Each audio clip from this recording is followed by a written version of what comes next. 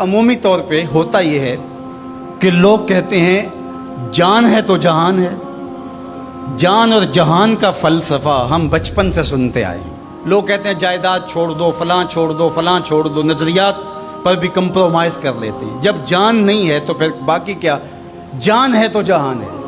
اس فلسفے کو حسین ابن علی نے بدل کے رکھ دیا کہ جان ہے تو جہان ہے.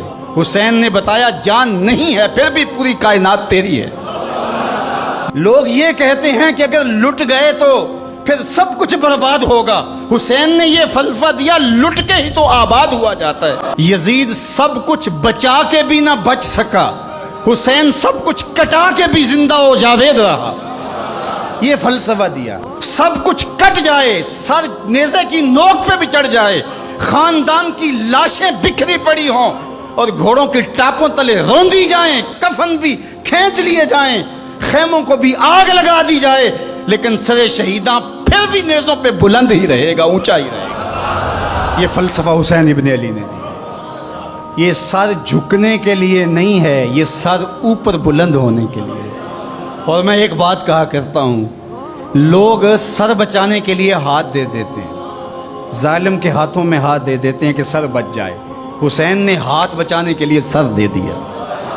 ہم نے بچپن سے لے کر کے لڑکپن تک اور لڑکپن سے لے کر آج تک حضرت نبی رحمت صلی اللہ علیہ وآلہ وسلم کا یہ فرمان سنا ہے، من رعا منکم منکرا فلیغیرہ بیدہ فإن لم یستطع فبلسانہ فإن لم یستطع فبقلبہ وذلک اضعف الایمان، او کما قال النبی صلی اللہ علیہ وسلم. تم میں سے اگر کوئی برائی کو دیکھے تو وہ ہاتھ سے روکے، ہاتھ سے نہیں روک سکتا تو زبان سے روکے، اور زبان سے بھی نہیں روک سکتا تو کم از کم دل سے برا جانے. اور یہ سب سے کمزور ترین ایمان کا مرتبہ تھا.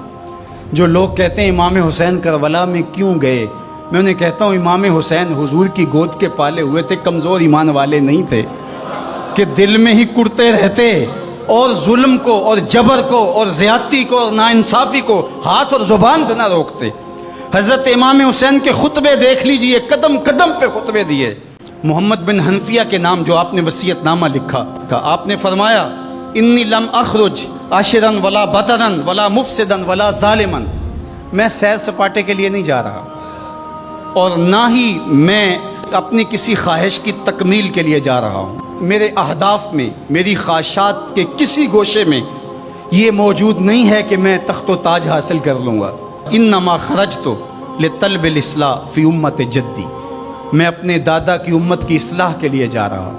اريد ان آمر بالمعروف وانہا عن المنکر، میں امر بالمعروف اور نہی عن المنکر کے جذبوں سے مالا مال ہو کے میں اس سفر کو اختیار کر رہا ہوں.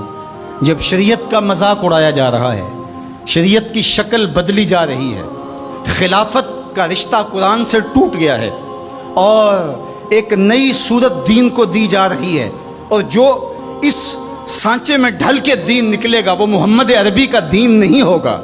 جو طائف کے بازاروں سے لے کے مکے کی گلیوں تک، احد سے لے کر غزوہ حنین تک حضور نے خود اور اپنے اصحاب کو تکلیف میں ڈال کے جو دین دیا، جو امت تشکیل دی، یزید اس سارے نظم کو بدل رہا ہے. تو کیا نبی کا نواسا جس کو حضور نے گود میں پالا ہو وہ خاموش ہو کے بیٹھ جائے؟ کہا حسین ایسا نہیں ہونے دے گا، اور اس کی جو بھی قیمت ادا کرنا پڑی حسین وہ قیمت ادا کرے گا. اور پھر اس کی قیمت چھوٹی نہیں تھی جو ادا کرنا پڑی. اگر حضرت امام حسین رضی اللہ تعالیٰ عنہ اس وقت کربلا کے تپتے ہوئے ریگزار میں، اس میدان حق و باطل میں اپنی قربانی پیش کر کے جبر کا راستہ نہ روکتے تو یہ بات اچھی طرح سے ذہن نشین کر لیجئے، اسلام کی یہ شکل جو آپ کو دکھائی دے رہی ہے یہ موجود ہی نہ ہوتی. دنیا کے اوپر کتنی تہذیبیں، کتنی ملتیں اور کتنی اقوام، جب ان کے اندر تغیر آیا تو وہ اپنی اصل صورتی چیزیں کھو بیٹھی. دنیا کے اوپر کتنے مذاہب، یہودیت کی شکل دیکھ لیجئے، کیا یہ وہی صورت ہے جو حضرت موسیٰ لے کر آئے؟ عیسائیت کی شکل دیکھ لیجئے، کیا یہ وہی صورت ہے جو حضرت عیسیٰ لے کر کے آئے؟ ابھی کچھ دن ہی نہیں گزرے تھے تو حواریوں کے بعد جو ہوا اور جس طرح سے دین عیسیٰ کا حلیہ بگاڑ کے رکھ دیا گیا، جس طرح موسوی دین کی شکل تبدیل کر کے رکھ دی گئی، تو کیا دین محمدی کی شکل باقی رہ جاتی؟ جب یوں دین کی صورت اور شکل کو بدلنے والے میدان میں آپ موجود ہوئے تھے، لیکن باقی ادیان، باقی تہذیبیں، باقی ملل، باقی قومیں، ان کی شکل اس لیے تبدیل ہو گئی کہ اس شکل کو بچانے والا کوئی حسین وہاں نہیں تھا، اور یہاں اس دین کی اصل صورت اور شکل اس لیے موجود رہی کہ اس دین کو بچانے والا حسین ابن علی موجود تھا۔ مسٹر گوکھلے نے کہا تھا کہ اگر حسین ابن علی رضی اللہ تعالی عنہ نہ کھڑے ہوتے تو اسلام یا تو مٹ ہی جاتا، اور اگر موجود رہتا تو اس کی وہ شکل نہ ہوتی جو محمد بن عبداللہ لے کر آئے تھے، اس کی شکل وہ ہوتی جو یزید پیش کر کے جاتا۔ لیکن حسین ابن علی کی قربانی، ان کی نہضت کی وجہ سے، ان کے قیام کی وجہ سے، ان کے کھڑا ہو جانے کی وجہ سے 14 صدیاں گزرنے کے بعد آج بھی وہی اسلام ہے جو آمنہ کا لال دے کے گیا تھا۔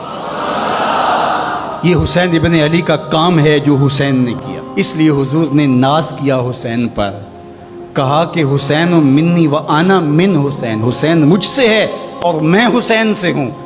یہ مجھ سے ہے کہ میری بیٹی کا بیٹا ہے، میری نسل ہے، میرا نسب ہے، میں حسین سے ہوں، قیامت تک میرے دین کا جھنڈا جھولتا رہے گا، تو اس کی بنیادوں میں لہو حسین ابن علی کا۔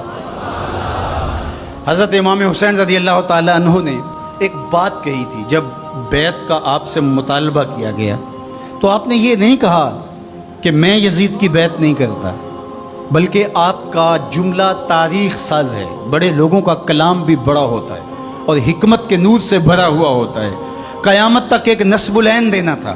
یہ نہیں کہا کہ حسین ابن علی یزید کی بیعت نہیں کرے گا، بلکہ کہا مثلی لا یبایع مثلہ، میرے جیسا اس جیسے کی بیعت کیسے کر سکتا ہے؟ تو یہ قیامت تک کے لیے لاہ عمل دے دیا کہ جو حسین کے نقشے قدم چلنے والا ہوگا وہ وقت کے یزید کے ہاتھ میں ہاتھ نہیں دے سکتا، چاہے گردن کٹ جائے، بازو کٹ جائے، خاندان لٹ جائے۔ یہ حسین ابن علی کا پیغام ہے۔